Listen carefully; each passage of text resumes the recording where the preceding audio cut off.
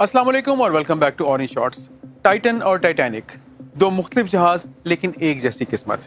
एक तकरीबन 111 साल पहले तकरीबन 1500 मुसाफिरों के साथ समंदर में गर्क हो गया और ये समंदर था नॉर्थ अटलांटिक ओशन। और एक सन 2023 में आज से चंद दिन पहले अपने 5 मुसाफिरों के साथ गर्क हो गया। मुख्तलिफ टेक्नोलॉजीज, मुख्तलिफ दौर, मुख्तलिफ चीज़ें, लेकिन नतीजा एक ही। ये हुआ क्यों? कौन सी ऐसी वजूहात थी कि जिनकी बिना पर 2023 में हमें एक ऐसा एक्सीडेंट देखने को मिलता है जो कि हम इस सदी में तकरीबन नामुमकिन तस्वुर करते हैं। Why did all of this happen? ऐसा क्यों हुआ? बहरी जहाज टाइटैनिक के बारे में आप ना सिर्फ फिल्म देख चुके होंगे, बल्कि अगर आपको तजस्सुस है तो अपने इस चैनल के ऊपर हम एक बहुत तफसीली वीडियो भी बना चुके हैं। आज हम खास तौर पर बात करते हैं टाइटन की। ये ओशन गेट का एक छोटा सा सबमर्सिबल जहाज था, जिसे आम इस्लाह में सबमरीन भी कहा जाता है या आबदोज भी कहा जाता है। लेकिन ये आबदोज हमारी दूसरी फाइटर आबदोजों से मुख्तलिफ थी। इस आबदोज को स्पेशली इस पर्पस के लिए बनाया गया था कि वो तमाम के तमाम हजरात जो कि टाइटैनिक का मलबा ज़ेरे समंदर देखना चाहते हैं, जो कि अटलांटिक ओशन के अंदर डाइव करना चाहते हैं और जाकर खुद अपनी आंखों से टाइटैनिक के मलबे का नज़ारा करना चाहते हैं, वो ये काम सर अंजाम दे सके। हर सबमरीन की एक ख़ास सलाहियत होती है, हर सबमरीन के अंदर एक ख़ास कैपेसिटी होती है कि कितनी डेप्थ तक, यानी कि कितनी गहराई तक वो समंदर के अंदर जा सकती है। क्योंकि समंदर के अंदर आप जैसे जैसे नीचे जाते जाते हैं, आपके ऊपर समंदर का दबाव बढ़ता जाता है। होता तो ये पानी है, लेकिन ये सिर्फ और सिर्फ चंद फुट या चंद मीटर का पानी तो नहीं होता। It is miles and miles of water, kilometres and kilometres of water. समंदर के अंदर टाइटैनिक जहां पर दफन है, वो जगह समंदर की सतह से तकरीबन 3.5 से 4 किलोमीटर पानी के अंदर मौजूद है। यानी कि उसके ऊपर जो पानी का कॉलम है वो तकरीबन 3.5 से 4 किलोमीटर लंबा है। इस पूरे के पूरे पानी के वजन को अब आप काउंट इन करें। वो तमाम चीजें जो कि उस जगह पर मौजूद हैं, वो तमाम मखलूक भी जो वहां पर मौजूद है, उसके ऊपर इतना ही पानी का प्रेशर लग रहा होता है। और ये पानी का प्रेशर कोई छोटा मोटा नहीं होता, ये तकरीबन 3000 से 6000 PSI तक हो सकता है, डिपेंडिंग अपॉन कि आप पानी के अंदर कितने नीचे तक गए हुए हैं। इन सब मरीन्स को खास तौर पर इसलिए बनाया जाता है कि वो पानी के इस प्रेशर को बर्दाश्त कर सके। इससे पहले कि हम प्रेशर की मजीद बात करें, मैं आपको एक और चीज दिखाना चाहता हूँ। मैं इस वक्त अरेबियन सी के अंदर मौजूद हूँ, यानी कि बहीरा अरब के अंदर।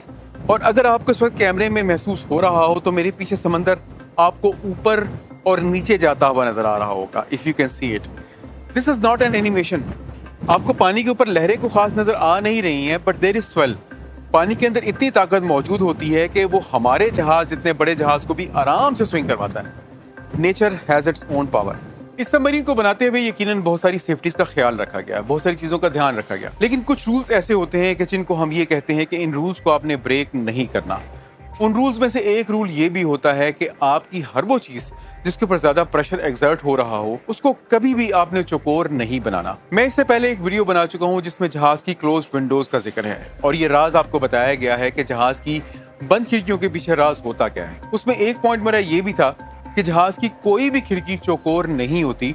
जहाज की तमाम खिड़कियां कॉर्नर्स पे राउंड होती हैं। इनको आप राउंड रेक्टेंगल्स भी कह सकते हैं। और इसी तरीके से अगर आप हवाई जहाज की खिड़कियों के ऊपर भी गौर करें तो वो भी कभी भी चौकोर नहीं होती, क्योंकि हवा में और समंदर में हमें अक्सर स्ट्रेसेस का सामना करना होता है और इनमें से अक्सर फटीग स्ट्रेसेस होती हैं, यानी कि ऐसी स्ट्रेसेस जिनके अंदर ये कोशिश ये होती है कि वो जहाज के मेटल को तोड़ दें, क्रैक कर दें। ये जो राउंड कॉर्नर्स होते हैं, ये हमें स्पेशली इस चीज में मदद करते हैं कि कोई भी किसी किस्म का क्रैक डेवलप ना होने पाए। वो चीजें जो कि पानी के अंदर जाती हैं, उनके ऊपर खास तौर पर इस चीज का ध्यान रखा जाता है कि उनकी शेप कभी भी स्क्वायरिश नहीं होनी चाहिए, उनकी शेप हमेशा राउंडिश होनी चाहिए। इसीलिए जो सबमरीन्स आपको नजर आती हैं, इवन फाइटर सबमरीन्स, उनका स्ट्रक्चर कभी भी सीधा चौकोर नहीं होता, राउंड होता है, गोलाई में होता है। इस सबमरीन के अंदर खास तौर पर एक काम ये किया गया था कि ज्यादा लोगों को सबमरीन के ऊपर उठाने के लिए इसकी लंबाई को बढ़ाया गया था। और लंबाई को बढ़ाने के लिए फिर एक और चीज जो इस्तेमाल की गई थी वो था कार्बन फाइबर और titanium.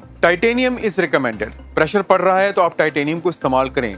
Carbon fibre is not recommended. इस सबमरीन के जो मौजिद थे जिनका नाम है रश, उनका कहना यह था कि अपनी इस सबमरीन को बनाने के लिए मैंने कुछ रूल्स को बेंड किया है और मैं चाहता ये हूं कि दुनिया मुझे याद रखे इस चीज की बिना के ऊपर कि मैंने कुछ रूल्स को बेंड करके और कुछ रूल्स को तोड़ के आपके लिए एक नई चीज तरतीब दी। महसूस कुछ इसी तरीके से होता है कि उन्होंने ये जो तब्दीली की थी और दरमियान में जो उन्होंने कार्बन फाइबर फिट किया था, वही शायद इस सबमरीन के इख्तिताम का सबब बना हो। इस सबमरीन के बारे में एक और अहम बात यह है कि इस तरह की सबमरीन कभी भी डायरेक्टली जमीन से चलकर या जमीन के पास से चलकर समंदर में नहीं जाती।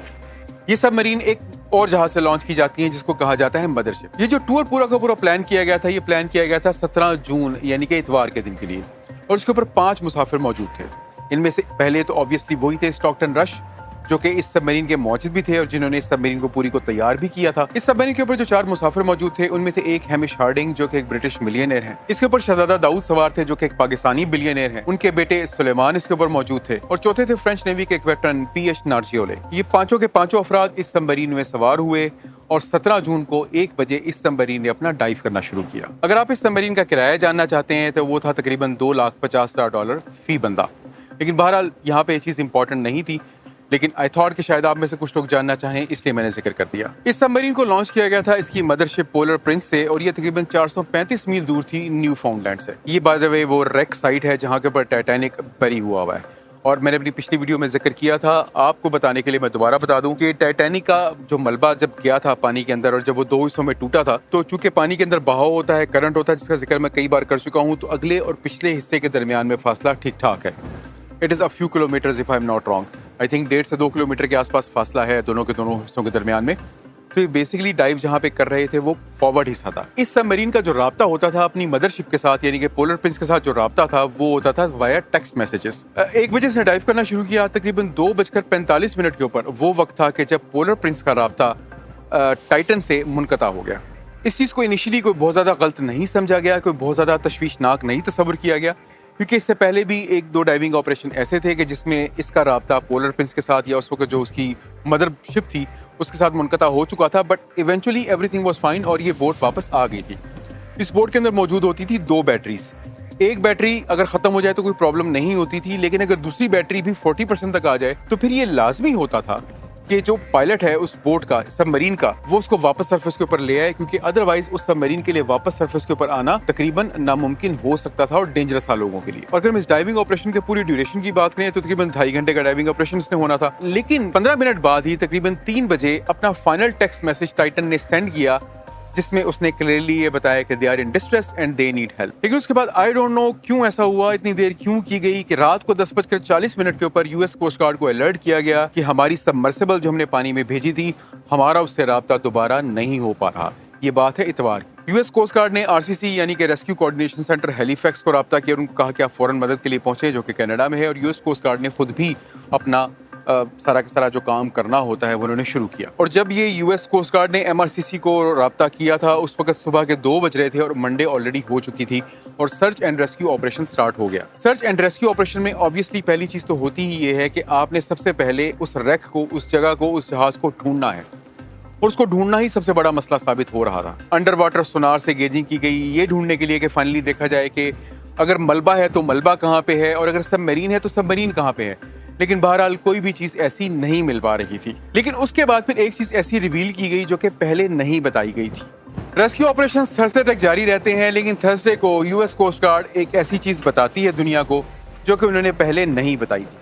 और ये चीज उन्होंने दुनिया को तब बताई जब एक डिब्री फील्ड उस चीज को कहा जाता है कि मलबे का ढेर, जब एक मलबे का ढेर नॉर्थ अटलांटिक में दरियाफ्त हुआ और जिसके बारे में शुकूक व शुबहात पैदा हुए कि शायद ये उसी सबमरीन का है।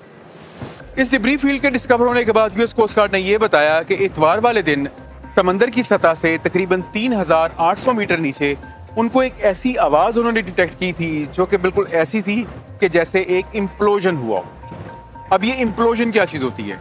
जब कोई चीज बाहर की जानिब फटे तो वो एक्सप्लोजन होता है, जब कोई चीज अंदर की जानिब फटे और एकदम कोलैप्स हो जाए तो उसको इम्प्लोजन कहा जाता है। इस सबमरीन के बारे में तस्वुर ये किया जाता है कि पानी के अंदर जाके इसका स्ट्रक्चर फेल हो गया। जब सबमरीन का स्ट्रक्चर फेल हुआ तो वो तकरीबन 3800 मीटर पानी के नीचे थी। 3800 मीटर पानी के नीचे होने का मतलब ये है कि उस पर टन्स एंड टन्स का उस वक्त वजन मौजूद था। इतने प्रेशर के अंदर जब एक स्ट्रक्चर इम्प्लोड हो और इस सबमरीन के साइज को मद्देनजर रखा जाए तो तकरीबन 2 मिलीसेकंड कुल वक्त लगा होगा इस पूरे के पूरे स्ट्रक्चर को इम्प्लोड होने में। इम्प्लोड होने का मतलब ये है कि एकदम पिचक गया।